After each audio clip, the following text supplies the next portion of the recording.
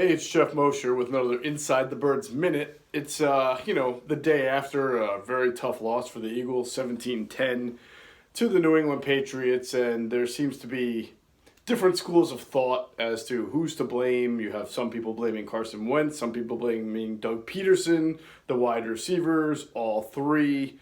I think we've talked a lot on Inside the Birds about the function of this offense right now. It's just right now, there's not a lot of people on the field that can beat man coverage. And so it makes it harder on everybody involved, the play callers, the quarterback, the receivers themselves, those who are good at beating man coverage at their position, like Zach Ertz and tight end. Everybody just has to carry the weight a little bit more because the offense really lacks that downfield presence and really lacks a lot. I think that we're not really looking at the entire context of the situation if you're sitting there and your main takeaway is that Carson Wentz just isn't a good enough quarterback. Certainly he deserves his fair share of blame. He was erratic. We saw that. He also made some terrific throws. And, for those who sit there and say Carson Wentz just isn't elite or just isn't good enough, I would say go back to your Sam Bradford days or go back to days when, you didn't have a quarterback as good as Carson Wentz who can make some of those throws and remember what it's like. I would say, based on the career so far that Carson's had, although he's been 500 since the Super Bowl year, that when you draft a guy in the top 5 at quarterback, you're looking for him to check a certain number of boxes. And I would think almost every executive in the NFL right now would say Carson Wentz has checked almost all of the boxes you would want. Is he a top 3 quarterback? I don't know. In 2017, he certainly looked like he was going to become the next great all-time quarterback. I mean, he had that good of a year. He would have been MVP.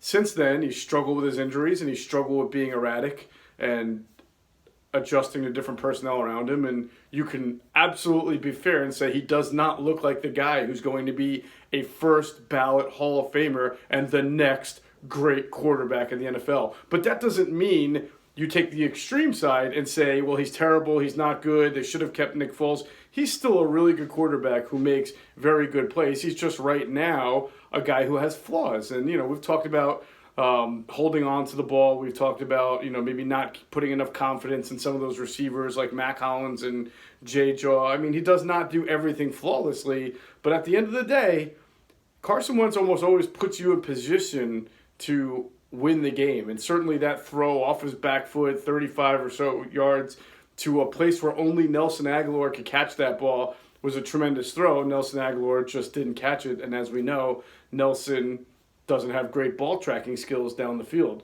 But let's also look at the entirety of it. There was no Alshon Jeffrey, one of Carson's best targets. There was no Jordan Howard. So you have an offense that was already without Deshaun Jackson, now without your another good wide receiver, so your 2 best wide receivers theoretically, without your lead tailback, against the number 1 defense that was on the field, so you can't take that away. They were facing the New England Patriots. If they were to have this kind of performance next week against Seattle or against the Giants or against the Redskins, feel free to, throw everybody under the bus. But this is the number 1 defense, and it was a little bit of a windy day, but again, let's look at the context. So you're missing a lot of your offense, and 2, the guy on the other side of the field is that great quarterback, Hall of Famer, all everything, first ballot. And if you had known nothing about Tom Brady before watching that game, you would have thought he was terrible. All he did was throw screens and dump-offs and occasionally made about 3 or 4 decent throws. But it was that kind of afternoon where both offenses were really struggling because they have their different issues. Both offenses really lack a downfield threat. And you see, even with Tom Brady, what happens when you don't have a receiver that can take the top off of defense. So I think it's hard to just take this all and put it on Carson and say he's not what you thought he should be on the same day when the greatest quarterback of all time had more incompletions than Carson Wentz did. I think you just have to look at the context of it. Again, without your best receivers, going up against the number 1 defense, and the guy on the other side struggled just as much as you did. That's really not making an excuse. It's just the reality. Could Carson have been better? Sure. But, I mean, I'll say this. We compared Carson Wentz to Dak Prescott to Carson Wentz, and right now everybody's saying Wentz is not what he thought he should be. Dak Prescott, he's so much better than a third-round pick or fourth-round pick should be. Clearly, Dak must be doing something better. Remember what kind of year Dak Prescott was having last year through the first 7 or 8 games until the Cowboys traded for Amari Cooper, right?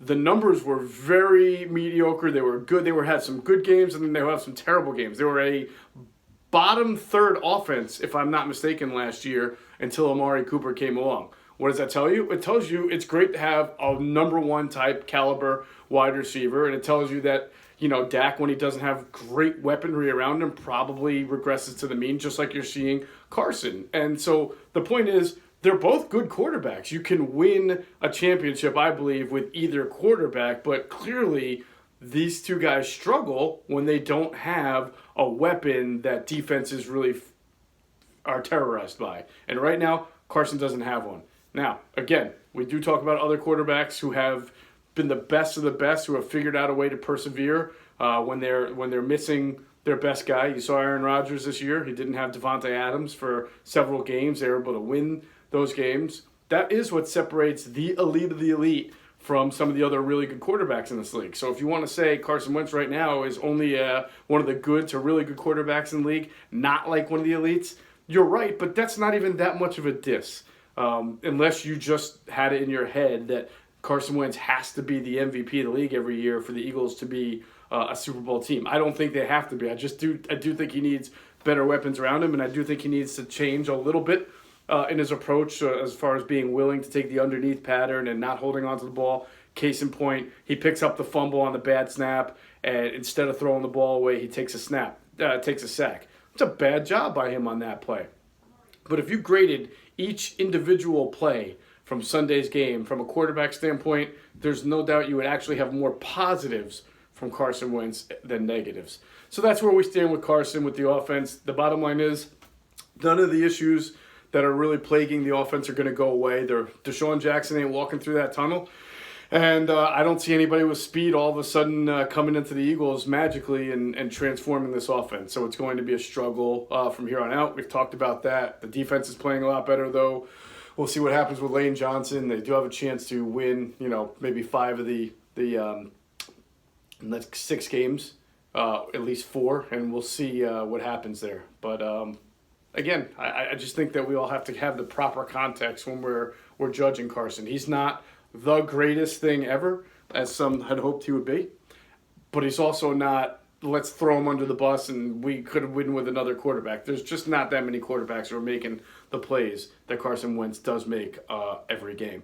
And if Nelson Aguilar had caught that ball, some of those erratic passes Carson made would not be talked about, just like nobody in New England today is talking about how bad Tom Brady was. They're just talking about how the Patriots gutted out another win. All right, it's been Jeff. This is Geoff Mosher. Make sure you listen to the Inside the Birds podcast that Adam Kaplan and I did after the game. It's up on all the major podcast platforms. And please, please, please subscribe to our Inside the Birds YouTube channel. All right, see you guys soon.